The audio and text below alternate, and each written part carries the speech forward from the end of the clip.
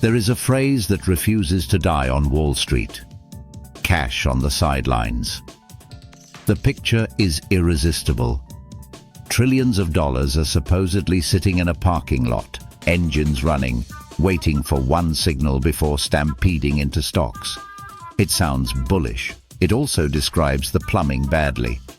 Here is the testable version of the claim. If investors move a giant pool of cash into the stock market, that cash should somehow leave the sidelines and become stock market money. But in a normal secondary market trade, when you buy a share from someone else, your cash goes to the seller. You get the stock. The seller gets the cash. The cash did not vanish into the New York Stock Exchange like a coin in a vending machine. That is why Cliff Asness of AQR has mocked the phrase for years. At the system level, one investor moving from cash to stocks normally means another investor is moving from stocks to cash. The important variable is not whether cash physically enters the market.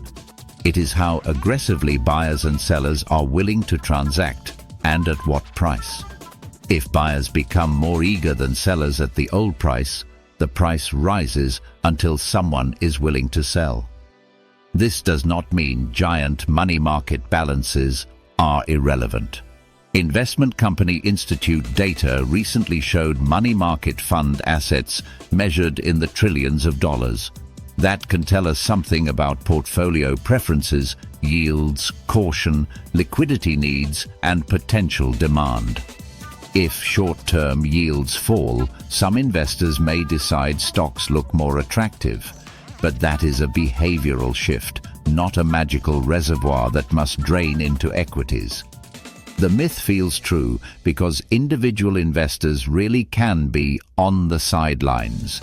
You can sell your stocks, hold cash, and later buy again. A pension fund can do the same.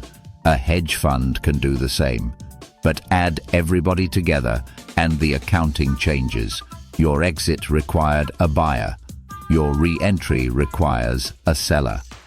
The sidelines exist for subsets of investors, not for the market as one giant person. There are exceptions around new share issuance, buybacks, and changes in the financial system, so this is not a slogan pretending every balance sheet is frozen forever. The point is narrower and more useful. A record cash balance is not a guaranteed future stock market inflow, and it is definitely not a guaranteed rally. The calm verdict: stop asking how much cash is waiting to enter. Ask what could change investors' willingness to pay higher prices. That is where liquidity becomes market pressure. The parking lot story is easy. The auction is the real mechanism.